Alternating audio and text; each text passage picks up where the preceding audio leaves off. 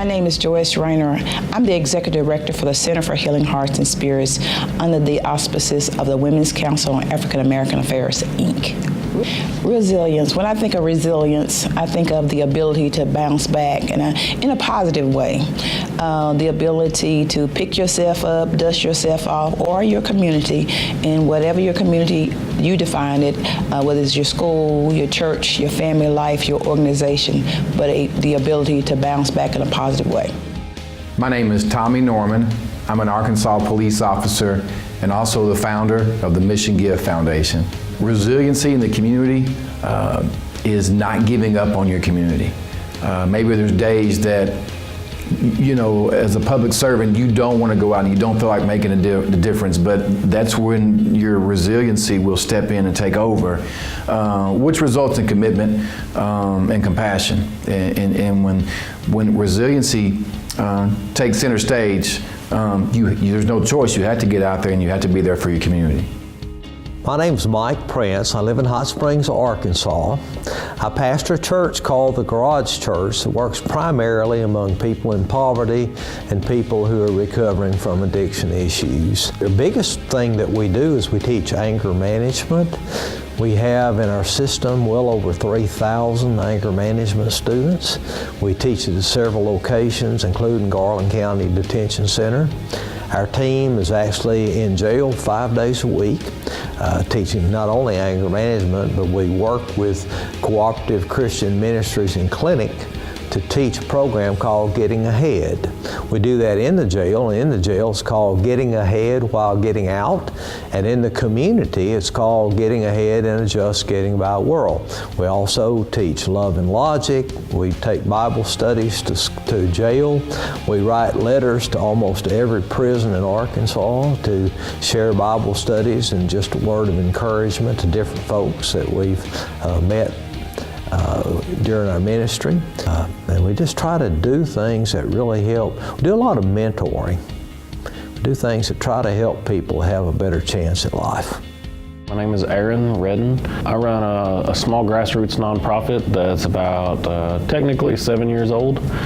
We do mobile outreach to unsheltered homeless folks. We have teams of 2 that go out each night of the week to a specific area of the Little Rock metropolitan area, meeting immediate needs for folks as immediately as we can, and then building relationships with people to try and see what we can do to come alongside them, help get them rehoused from where they are.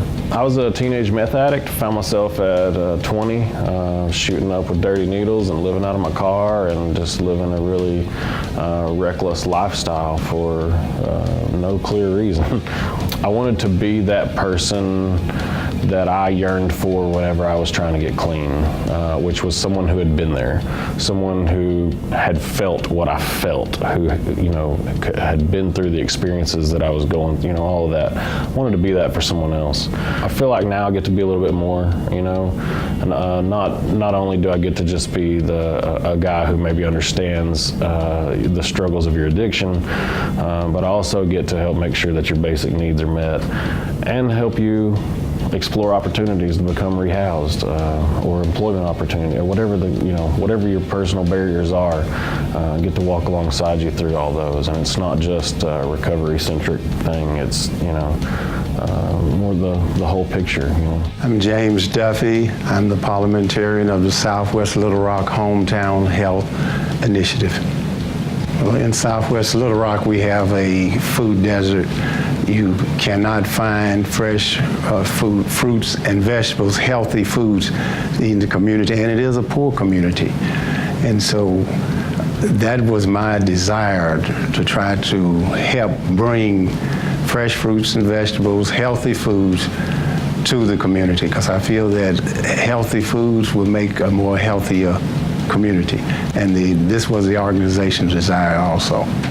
My name is Susie Reynolds-Reese, and I am a violence prevention specialist for CHI St. Vincent in Arkansas, and I'm also the executive director of Suicide Prevention Allies.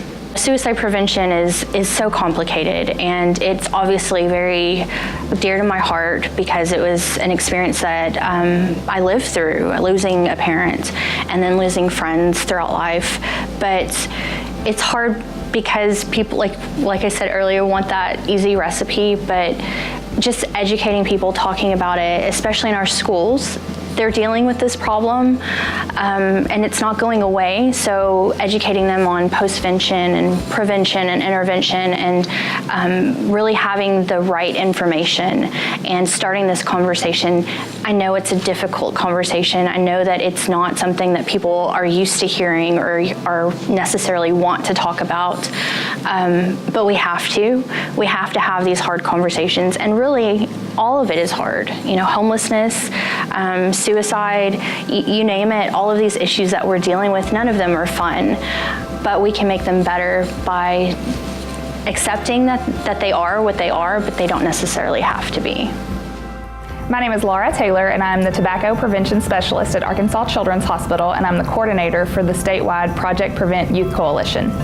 The Project Prevent Youth Coalition is an organization that encompasses youth all over the state of Arkansas to really help individual efforts in combating tobacco control efforts. And by that I mean groups around the state participate in action-oriented activities and events to help move policy along in order to reduce the use of tobacco among youth and young adults in Arkansas. To me, resilience really means giving everyone within a community, within an organization, within the state, the ability to move themselves forward, have their own voice, be able to create change, and be able to sustain adversities and things that happen within their communities, within the state. And being resilient means that they're going to recover from whatever adversities may come.